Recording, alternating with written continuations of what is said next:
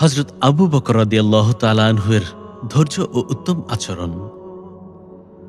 একদিন মহানবী সাল্লাল্লাহু আলাইহি ওয়াসাল্লাম তার সাহাবীদের সাথে বসেছিলেন। সেখানে হযরত আবু বকর রাদিয়াল্লাহু তাআলা আনহুও উপস্থিত ছিলেন। হঠাৎ এক ব্যক্তি এসে আবু বকর রাদিয়াল্লাহু তাআলা আনহু-এর সামনে দাঁড়িয়ে তাকে নানা অশালীন ও কটু কথা বলতে লাগল। হযরত আবু বকর রাদিয়াল্লাহু তাআলা আনহু প্রথমে কোনো প্রতিক্রিয়া না দেখিয়ে ধৈর্যের সাথে সব কথা শুনতে থাকলেন। মহানবী সাল্লাল্লাহু আলাইহি ওয়াসাল্লাম হাসি মুখে এই দৃশ্য দেখছিলেন। কিছুক্ষণ পর আবু বকর রাদিয়াল্লাহু তাআলা আনহু সেই ব্যক্তির কথা সহ্য করতে না পেরে কিছুটা জবাব দিলেন।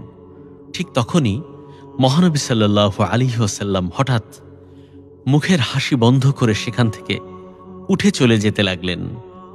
আবু বকর রাদিয়াল্লাহু তাআলা আনহু হতবাক হয়ে মহানবী সাল্লাল্লাহু আলাইহি ওয়াসাল্লামের পিছু নিলেন এবং জিজ্ঞাসা করলেন, ইয়া রাসূলুল্লাহ, আমি কি কোনো ভুল করলাম?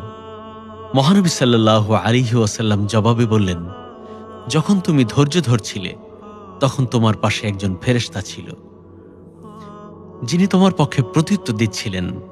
কিন্তু যখন তুমি নিজেই জবাব দিলে তখন সেই ফেরেশতা চলে গেল এবং শয়তান এসে হাজির হলো। আমি এমন জায়গায় থাকতে চাই না যেখানে শয়তান উপস্থিত থাকে। ধৈর্য সম্পর্কে আল্লাহ রাব্বুল আলামিন বলেন, ওয়াসবির ফাইন্নাল্লাহা লা ইউদিউ আজরাল মুহসিনিন। ধৈর্য ধারণ করো, আল্লাহ মুহসিনদের কর্মফল বিনষ্ট করেন না। শিক্ষণীয় দিক, এই ঘটনার মাধ্যমে আমরা ধৈর্যের শিক্ষা পাই। যখন কেউ আমাদের কটু কথা বলে তখন উত্তম হচ্ছে ধৈর্য ধারণ করা এবং আল্লাহর উপর ভরসা রাখা।